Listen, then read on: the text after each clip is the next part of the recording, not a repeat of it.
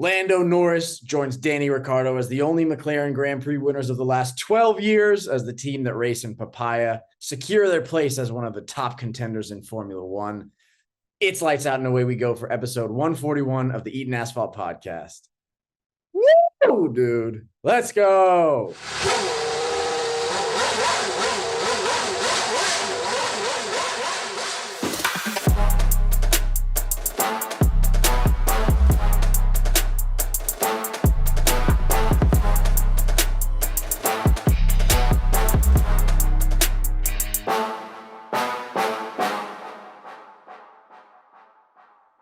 Been awfully quiet on the Ferrari front for people who have made fun of Lando Norris for not winning a race. What was the last time Charles Leclerc won a race? Was it pre-COVID? Was it pre-cell phones?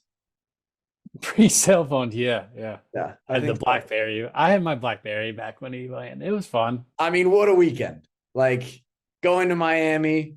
I think I had it in my head that Miami's kind of one of those like fake races where they try to doll it up. They had the pool to like mimic Monaco. Mm-hmm. The fake pool. Really pool. Yeah, fake pool. Just seemed like a lot of like artificial and counterfeit stuff. But this is now cementing in my brain. Miami is real. McLaren is real. Lando Norris is real. Long contract extension. Bunch of upgrades. It's probably the best time to be a McLaren fan since Danny Ricciardo won his race. Yeah, I would like to say I don't want to take a lot of the credit, but during my Grand Preview, I did say Max is going to try to make history for being the first driver to win the first three races in a new track ever before. I did make that up. I don't know if that's true. I forgot that I wanted to mention that last episode. That it just seemed too true not to be true. But so I don't know. I feel like I kind of put some bad juju on the air for old Max. You're welcome. I mean, thank you, I guess. Yeah. Good job, Marco. I really hope some of the listeners will be like, hey, dude, Max is going for 3 for 3. First time ever. I mean, yeah. So I guess mostly good job to McLaren for upgrades. Good job to Lando for putting himself in a good position. Most of all, good job to Marco for making this all come together in a good way. This guy. On today's episode of the podcast, we have our headline grabs, a hot lap recap done by Marco. We talk about our winners and losers from the Miami Grand Prix and talk about our predictions and gambling. Mr. Sharp Marco over here. We'll get to it all on this episode of the podcast. Let's do it. All right, headline grabs, talking about all of the biggest happenings in Formula One in a way that is clickbaity. Let's get into it right now. Starting off with headline grabs, Formula One Academy expected to overtake Drive to Survive. We have another Patrick Mahomes lookalike invasion from the Miami Grand Prix. Formula One is considering participation trophies. Major Sauber upgrades have come in Miami, and Adrian Newey and Lewis Hamilton might be best friends. Marco, give me your recap. What happened? All right. These headline grabs here. F1 Academy expected to overtake Drive to Survive. So it's, we're just flooded Netflix with Formula One. I'm sure if you're looking at the Formula One Drive to Survive viewership on the newer seasons, I'm sure there's a bit of a decline. I think Ian himself probably hasn't seen the last 3 or 4 seasons. That's true. So yeah, like, I don't know if, we just be like, hey, you know what way to get more viewership on like something that's not as popular right now is like, let's do it again with chicks. So I don't know. Susie Wolf going to be in the mix. So like Toto's kind of leading the Drive to Survive. Susie, just the F1 conglomerate, like dream team taking over motorsport. So good for them. I hope it works out. Are you going to watch? You're not watching Drive to Survive. So I don't watch Drive to Survive, but I might watch F1 Academy. New twist on it. Yeah. All right. I'll give it a shot after you recommend it to me.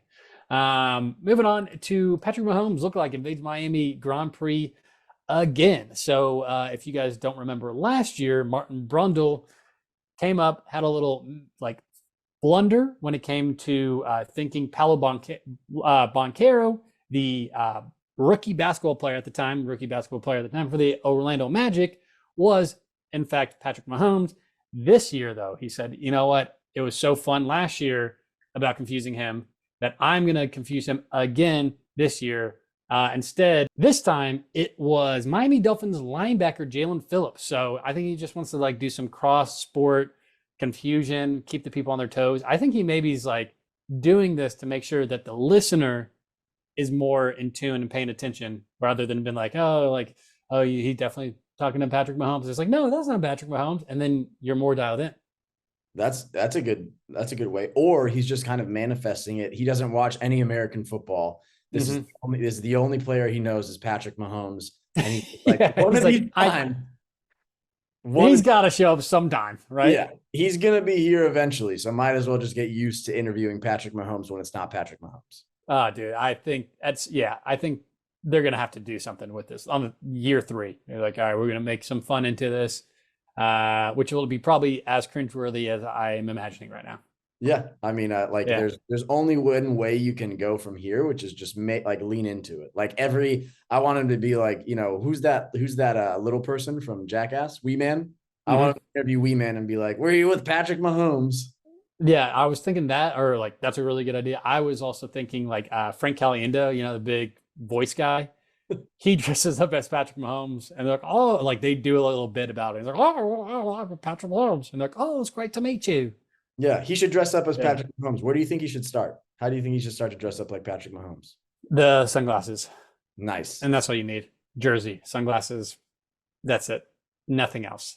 Nothing else. Please, Martin. Please. Seriously. Don't do it.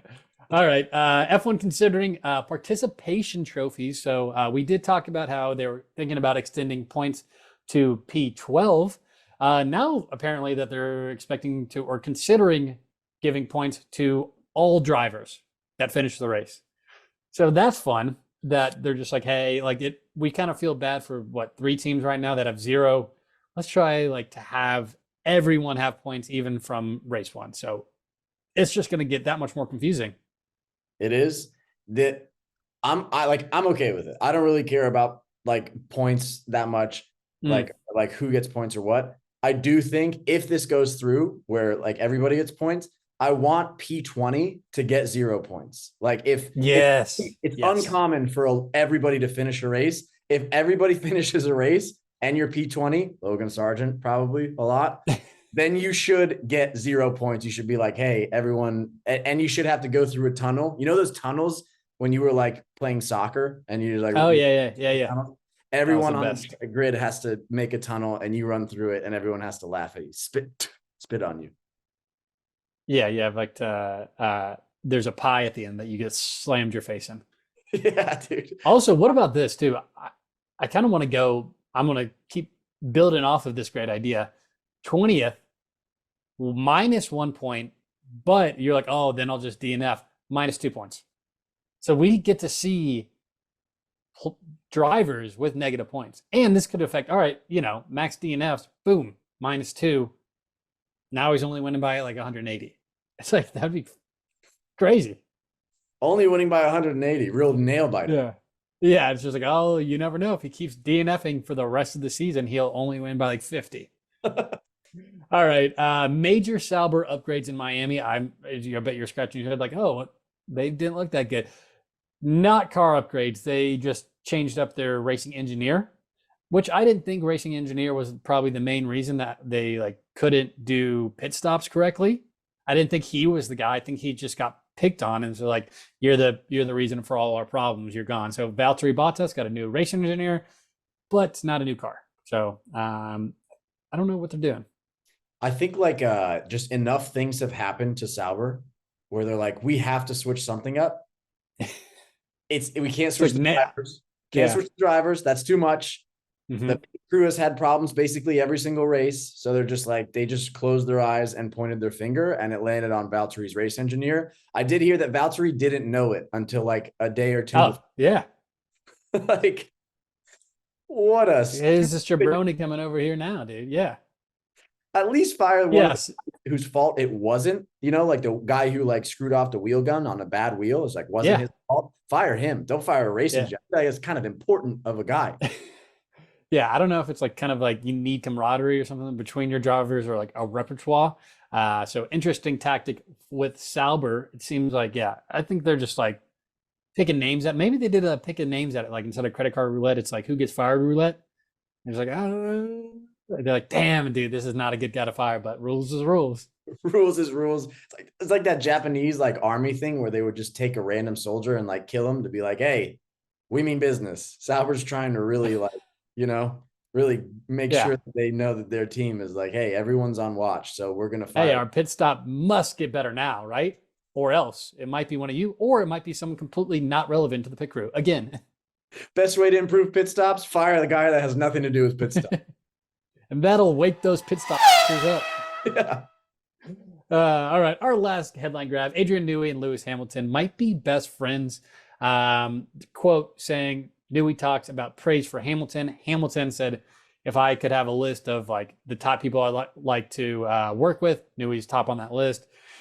But once again, this is like the Adrian Newsy section where like now it's for sure Ferrari, but he's also going to be retiring for a year. Finally got his lawyers to like grant him this non-release issue or non-compete issue starting April of 2025. So who knows? It's just it's too much. Too much actually. Like I kind of liked it to be like, oh, this is fun, this is crazy. Like a technical engineer, someone not in the race car should not be being talked about this much unless it's like a sexual misconduct situation. Then get him back in there. Yeah, exactly. Good job, Red Bull. Yeah, they're loving in the news. I saw, Zach Brown also said like he's going to be the first time in the fall, but based off of the resumes going around that like there's going to be a lot more people living Red Bull. So, ugh. Yeah. All right, well that does it for our headline grabs. Let's do it to our hot lap recap.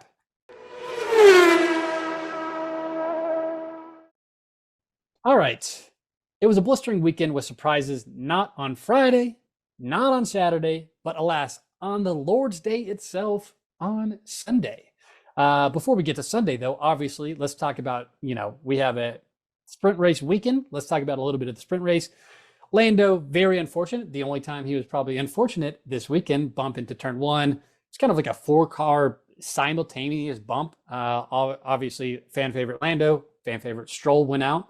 Danny had a great blast of the past weekend, was incredible fighting Carlos to get 4th place. Just defended incredibly. So huge Friday for him. I was going to say weekend, not weekend. K-Mag purposely breaking the rules to keep Hamilton from passing, driving through a chicane, drove off the road to fight Hamilton. Yuki then stole Hamilton's spot. Hamilton passed him again. Openly kind of agreed to all of his penalties. Like, I totally understand all these penalties. I had to do what I had to do because Nico kind of screwed me. And rather than screwing him, I broke all the rules to get penalties. It's kind of cool to see, like, I don't know if you saw Lewis's response to that. He was like, he actually said all this stuff. Like, kudos to him for admitting, like, yeah, I basically cheated to like make sure that no one passed my teammate. He's like, don't care at all. It's racing. Like, very good strategy by him, playing within somewhat of the rules kind of thing. The last thing I wanted to talk about is Logan Sargent's first ever top 10 in sprint. So 0 points. But I mean, that's cool to see, right? Like, it's cool to see him in the top 10. Is it? It's better than 20.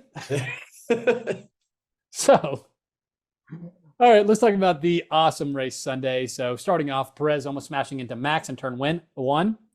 Just 2 inches away from destroying both of their races, which would have been incredible. But we wouldn't have been able to see Lando Norris beat him on merit. Norris passing Charles Leclerc pretty easily at the beginning of the race. That led me to believe, hey, that's not going to be good for us. That doesn't look good. Hulkenberg and Lewis battled first quarter of the race, like the first 10 to 11 laps, which is very impressive for a Haas. Then right after that, I think he used just about everything he had in the tank to fight Lewis and just started getting dropped by a bunch of people. Max smashed into a cone at the chicane. So that fun little chicane that everyone's really struggling on, just ran it right over. K-Mag and Albon ran into each other, causing a safety car, which I think kind of got Lando the win, it seems like. Yeah. If you ask Max, kind of like hey, without that safety car, what happens? And he's like, if my mom had balls, she'd be my dad. I love that quote, actually. So very nice there, but it was just like, shit happens, maybe, but who knows. Lando was leading and continued to hold off after the restart, like we said.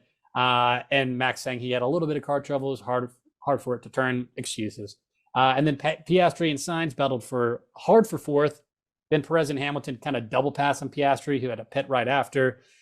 Speaking of, and kind of all bringing this over, Lando Norris winning the race, and not even just like a close race. The man won by like 7.7 seconds. So a pretty large gap. I wonder the last, like Sainz didn't win that by that much.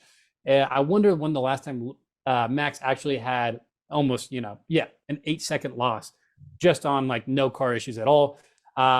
Also never saw so many drivers so excited for another driver winning a race. Like, I mean, Lewis was about to jump out of his car while driving, congratulating him.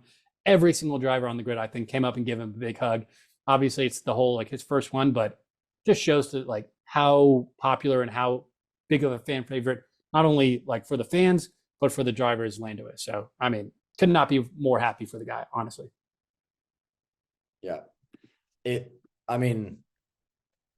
There was not that long ago where somebody shouted at Lando from afar, like, "Hey, when are you going to win your first race?" And like, that was like a little viral social media bit, but it is awesome. Anytime anybody gets their first win, it's awesome.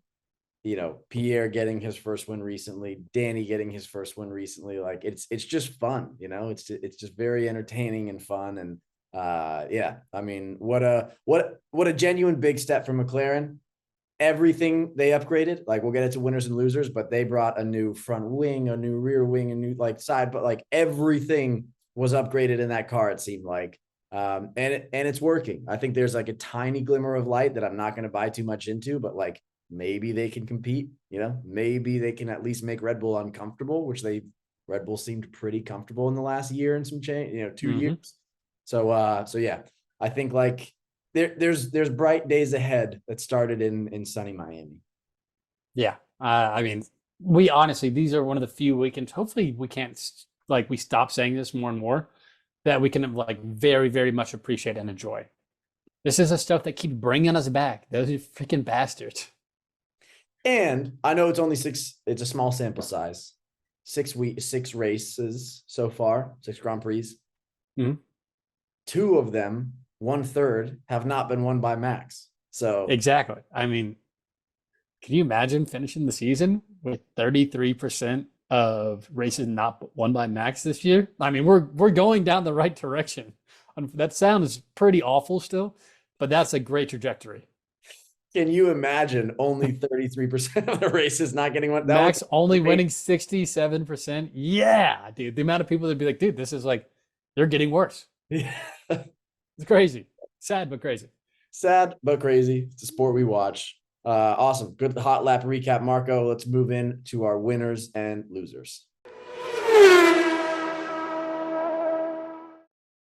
All right. Winners and losers. I'm going to start off with winner being, Ian alluded to it, upgrades. So McLaren went into the weekend with the following upgrades to their car: front wing, front suspension, front corner, floor body, side pod inlet, coke engine cover, cooling lube, rear suspension, rear corner, beam wing. So what is that? 10 upgrades there. This allowed them to gain 0.4 per lap quicker, which is incredibly impressive. It's basically sounds like they came in with a completely new car. Yeah, and like good. It would have sucked if it blew up in their face, but like, I mean, so many changes and it ended up working out. Like, what a win. What a high stakes win, like high risk, high reward. Luckily we came out on the reward side. Yeah. The thing that I was curious too is like, if they had a difficult weekend, what can they look at and being like, oh, of these upgrades, what was the problem? They're like, there's too much change for us to figure out what was the bad thing in here. Just cut their losses and be like, all right, we got rid of all the upgrades. Everything's coming back. And then we're going to go one by one. We're going to just we're going to figure this out. My other one is going to be Danny Ricciardo coming 4th in the sprint on Friday. He got a whopping 5 points on the weekend, getting his total on the year to 5 points. So awesome. Hats off to him. An ex-McLaren guy, basically, in his mind, winning probably on Friday. Yeah, so I'm going to also take that win. Take that win as well, dude. Huge McLaren weekend. Not a real Grand Prix. Danny's not a real McLaren driver technically, so we're going to claim we got a win and a half in a weekend. That's huge. Yeah. Another winner, like I said as well on my hot lap recap, Perez, I mean, like centimeters away from looking like he would be looking for a new job next year if he went into turn one, lap one, and crashed directly in the back of Max, taking them both out. It would have been an absolute spectacle, and just would have been hopefully like a precipice for potentially the kind of slow downfall of what we're talking about with like everyone wanting to leave Red Bull. It would have been a nice like kind of snowball effect. Yeah, so close, so ridiculous. Yeah. All right, my last winner is going to be Nico Hulkenberg. So having a teammate like K-Mag willing to do whatever it takes to help out the team, he felt that Nico let him fend for himself. Regardless, he was just like, I'm going to do what I got to do to help the team. Even doing so, he's now extremely close to a race ban. So like basically one more kind of mess up and he's getting a race ban. He was already pretty high up there. So knowing kind of the risks of going with that, which is like, what a great teammate to do that. Like, honestly, it seems like, the sport of Formula One is very selfish. I want to do better. I want to be my teammate. It's really kind of like, that's your biggest competitor. And for him to be like, look, I'm not going to win this race. I'm doing whatever I can to get the team points. Like, you would love that in a driver. If only he was like a good driver and that kind of willingness, it'd be awesome. It'd be the perfect duo. Yeah. Speaking of Haas, another quick winner that I had was like crafty announcing. At one point, Lewis was battling Nico, and he said Lewis is bringing the hustle and Nico is bringing the hassle. And I was like, man, if you thought of that off the cuff, you deserve a raise, Crofty. Yeah. Well, I mean, like he heard me say the Adrian Newsy thing, and he's like, he gave me a call and he's like, hey, what else you got? And I was like, just wait. Haas? Hassel. And he's like, oh, dude, this guy's a genius.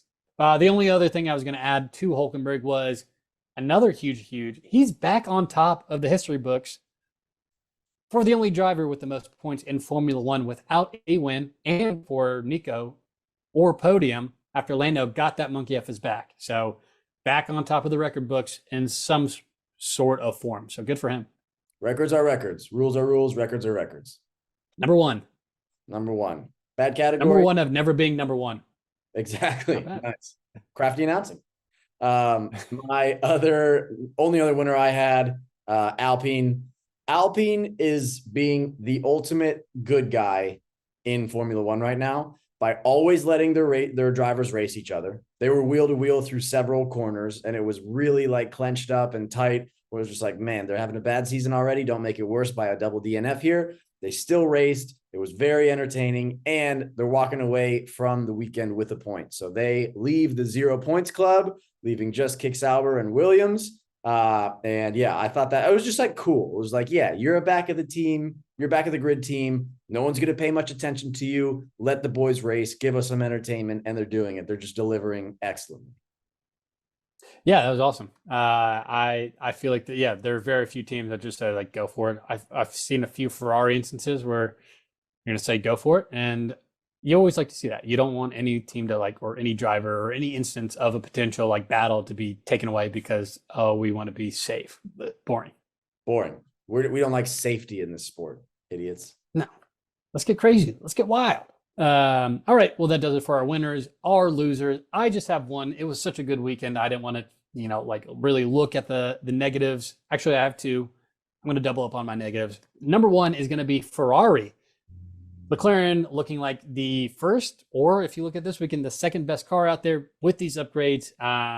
We just need to pray. I know Ferrari has been talking about these major upgrades, this huge list of upgrades, similar to McLaren, like a dozen of them coming in for Imola. So next race, we just need to pray that it's going to get them like kind of that same amount of boost or help that McLaren got from theirs. If it doesn't, they're in for a battle. This is going to be not good if that does not give them as much of a helpful benefit that McLaren got this weekend. We have a tendency to overreact on this podcast. First place, dude. First place on merit. That's fucking sick. I'm leaning in all the way to this. I'm Yeah, overreacting dude. 100%. We are the best team on the grid. McLaren and the Orange Papaya are going to be maybe, and I don't want you to quote me on this, potentially sitting on top of the podium at the end of the season for the Constructors Championship. I know people are going to say you have half the points of Red Bull. Doesn't matter, and you're a loser. Six McLaren, races? Yeah, dude. A lot of time to catch up. McLaren's they already talked about like right after this, right after they like during this weekend, they're like, we're already working on more upgrades coming in. Dude, relax on the upgrades. we're the upgrades guys now. Yeah. I So wonder like, yeah, if they were like, hey, at the beginning of the season, we're gonna actually hold back on some of this stuff because we want the fact of like we want to build momentum. They did this last year, dude. Maybe this is kind of their thing. Like, I hey, mean, we know we can give out a better car, but we kind of want to give like people like doubt us a little bit, and then we start showing promise, and everyone's gonna. That's how Zach Brown probably keeps his job every year. It's like, look how good we jumped up from the beginning of the year to the end of the year. set expectations low, beat your low expectations. That's what I do Do at it my again next job. year. Anybody in corporate America knows what I'm talking about. Set expectations low, exceed the expectations even by a little bit. You look like a hero. That's the secret to Yeah, business. smart. My only other loser is going to be the rest of the world outside of the US because we got some pretty sweet figures coming from this weekend. 3.1 million average viewers for the race telecast on Sunday. Incredible. And then F1 Sprint attracts 946,000 people, the largest on record for Saturday. So huge. America's back. We're the best. Always the best. Speaking of America, I do have one loser that I want to make sure we talk about. Logan Sargent. He's kind of a frequent on our losers list, I'd say, but he was beating himself up. I think his direct quote was, "I'm such a dumb fuck," when he messed up. Just can't catch a break. I don't think he's putting himself in this position where he could catch a break, but it was just like home race. I think I said, don't let your home race be your home disgrace last episode. Crafty announcing. Yeah. And he definitely did. So tough. Yeah. But you got to remember top 10 sprint. Top 10 Never sprint. forget. Top 10. Yeah. Top 10. Don't ask about where he got it in. He got a top 10 finish. Exactly. That does it for our winners and losers. Let's get on to our race predictions recap and our gambling corner recap. But race predictions recap and gambling corner recap is brought to you by the Faceback app. You can take a picture of anyone's face and it will tell you what the back of their head looks like. It's gotten horrible reviews coming out of the gate, but it's going to be the hottest app on the block. Created by Detective Alan Gator Gamble, Faceback allows you to never mess up what people look like again. It's one thing to mess up someone one time, kind of move on and figure it out the next time. But to mess up that exact same person, the exact same person with someone completely different than the first time, you'll have some people wondering like, what kind of person you really are. Are you actually a field reporter that actually like pays attention to the people in front of you? You don't know or just assume that there's someone else because of the color of their skin, maybe. I don't know. That's just weird accusations. If you said no to any of these questions, then maybe the Faceback app is the perfect fit for you. Faceback app. Just fucking pay attention next time. All right, let's move on to predictions and gambling. Ian, let's go into, like you said, predictions and gambling. I'd love for you to go first. All right, let's go with our race predictions first. Logan Sargent, I picked to not finish. Count it Nice. as for me going into the weekend. Marco and I were at 3 points for Marco, 2 points for Ian. With Logan Sargent, I got bumped up to 3 points. Nice. I also got a point from Logan Sargent. How many cars don't finish?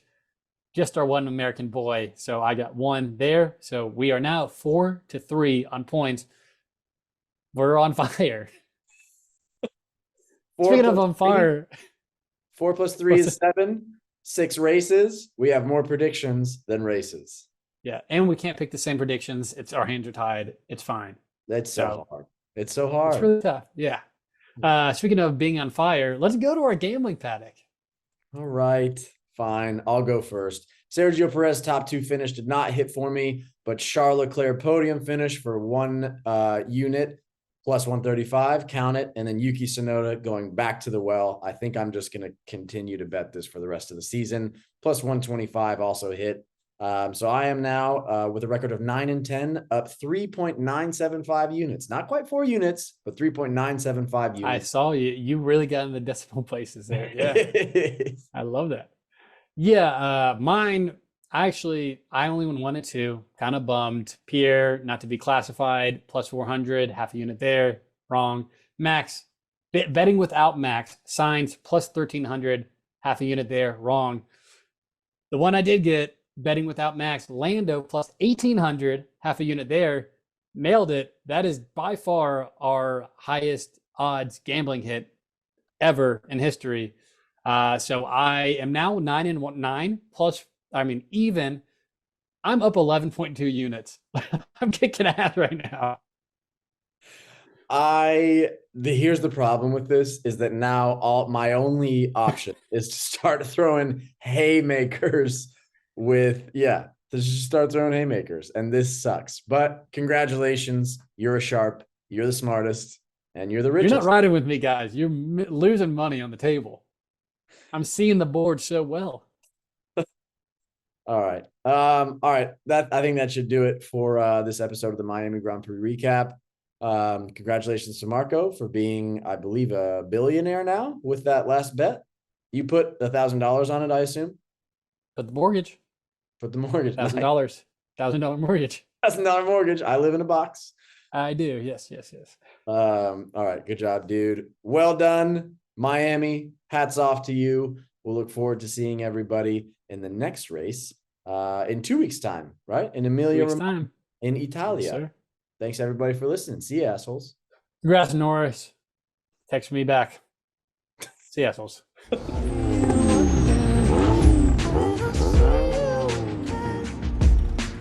Hey, thought you could leave without saying goodbye.